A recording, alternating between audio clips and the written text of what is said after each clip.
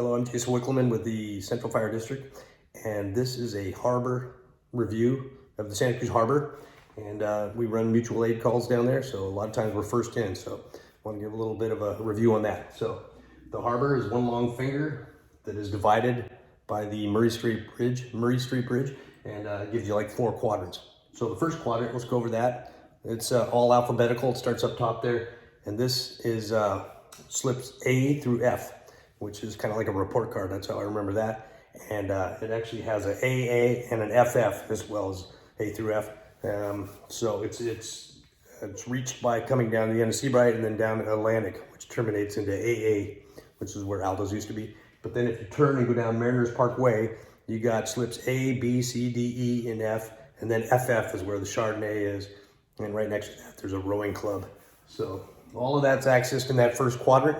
The slips are all pretty straightforward in lines. So easy hose pull down there for a fire. And right behind there is some dry storage for the Santa Cruz Yacht Club. So you got some boats up there. All right, moving across the bridge, accessed by Bromer, we continue with the alphabet with G and H-I-J, which will take you all the way to the back of the harbor. All right, all the way back here. So G has these long horizontal docks, G1, G2, and G3. Just different setup. Then you got H, single dock, I is a split dock, I1 and 2, and at the very back of the harbor, you got J, J1 and 2, another split deal. That takes you to the end of the alphabet there. Behind there, some more dry storage. All right, that's kind of that quadrant up there. Staying with the alphabet, we're gonna go back up to the front of the harbor, and we got the fuel dock, which is right there by the Crow's Nest Market, is up on the front, and then you got the boat ramp, and right behind there too is the harbor office, which we'll talk about later for when you're going out to get your RWC operator launched. But other than that, we go from the J dock all the way back, and I don't know what happened to K. I looked for it, I can't find it. K got skipped. So we go L, M, N, O, P, Q, R, S, T is all in this quadrant, L through T, all right? L dock is where we have the rescue watercraft. So that's one place where the operator is gonna need to be dropped off. And then, yeah, all these are straightforward docks. And something that's different over here too is they have FDCs and they have hose, a little hose roll right there. Not to be trusted, but those are in effect there. You might see the public trying to grab that or something.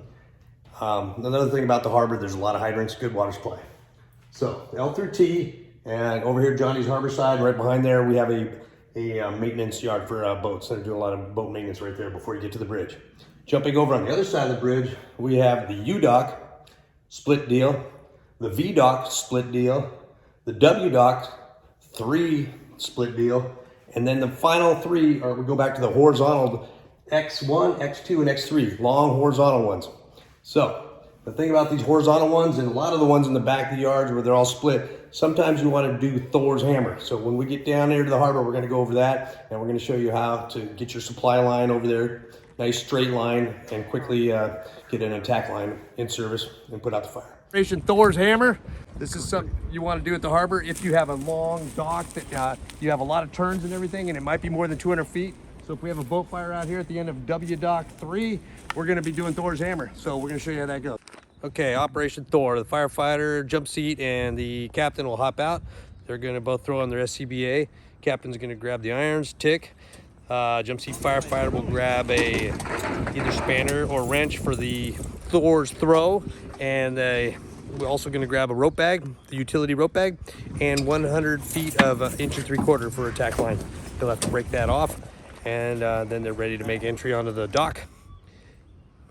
So based on the fire size and whether there's exposures that are threatened, the driver operator is going to hop out after he's put the engine in pump. He's going to either send across the gated Y or just the 2.5 with the nozzle bundle, at which they can connect the attack line into.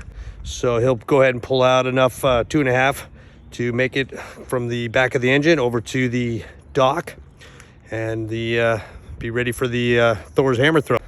Once the jump seat firefighter has got to position where he's ready to pull the 2.5 across, he will go ahead and get out the utility bag and attach a spanner or a wrench to it that he can throw across. He'll get that ready. He'll go ahead and toss it back over to the shore. There, the driver operator will be ready to hook up the 2.5, and together they're able to move the 2.5 across the water and get it to the dock. Once you got the 2.5 to the dock, whether it's the gated Y or whether it's the nozzle, you will go ahead and attach the tack line, and hopefully 100 feet should make it there. You pull enough 2.5 so that you can then proceed to your 1 3/4 attack line, and then go ahead and start knocking down the fire. Going to simulate a confirmed water rescue today with the need for the jet ski, also known as the rescue watercraft. And today I got the mighty operator over here, Kyle. He's gonna be showing us the loop here. And if it was a real rescue, Kyle would have his wetsuit on right now. He's gonna be heading down there with one of the crew members to get that ready, and the other guy's gonna go up in the Harbor Master Tower here, and we'll show you how that is. Okay, so we're gonna go up to the harbor office. I need this mask on. Yeah, that's all right. All right. We're gonna go up to the harbor office. The code is. This is 3rd floor harbor office. You're gonna grab the radio, the helmet. All this is attached right here. If you end up grabbing the radio, and you know what the tack channel is, put it on the tack channel. Put the radio into this bag. Zip it up. If you don't know what the tack channel is, just leave it on red. Put it in. Zip it up. One of your crew members goes up there and grabs that radio stuff, and now we're going over here to LDOC, and we're gonna go get the jet ski prepped. We'll check that out.